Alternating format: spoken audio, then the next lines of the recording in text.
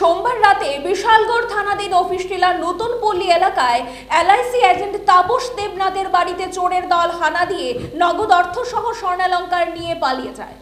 চোরের দল হানা দিয়ে ঘরে থাকা বৃদ্ধা মহিলাকে লোহার রড দেখিয়ে ৭৫,০০০ টাকা সহ স্বর্ণালংকার নিয়ে পালিয়ে যায়। ঘটনাটি থানায় জানানোর পর প্রশাসন চোরকে ধরতে কোনো ধরনের ব্যবস্থা গ্রহণ করেননি বলে অভিযোগ।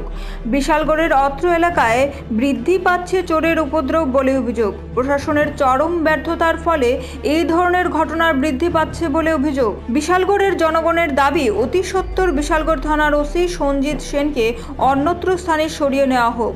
মঙ্গলবার সকালে চুরির ঘটনা নিয়ে বিস্তারিত জানিয়েছেন তাপস দেবনাথের স্ত্রী।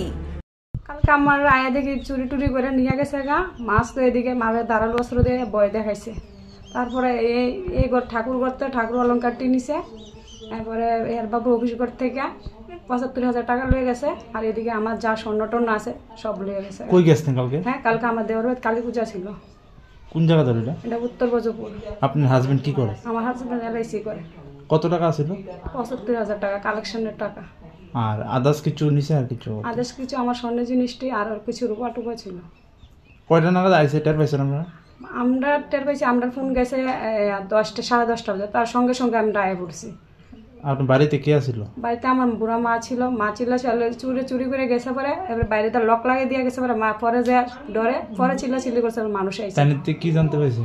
হ্যাঁ, আপনার মা কি কইছে? আপনার আমার মা কইছে আমার আয় কইছে রড দিয়ে বাড়ি দিবে, চিল্লি দিলে। কতজন আছিল? এই সংখ্যা 2 জন ছিল। একজন ছিল একটু লম্পা টম্পা করে, আরেকজন ছিল বাট্টি করে প্যান্ট ঠিক ওয়াটার প্যান্ট ছিল। কি জায়গা ধরে? কোন জায়গা ধরে? এটা নতুন পল্লী, অবশ্যই নতুন পল্লী। কি নাম বাড়ি মালিকের? তাপস দেবনাথ। পুলিশ আইসে না কথা? হ্যাঁ। ব্যুরো রিপোর্ট, পাবলিক নাও।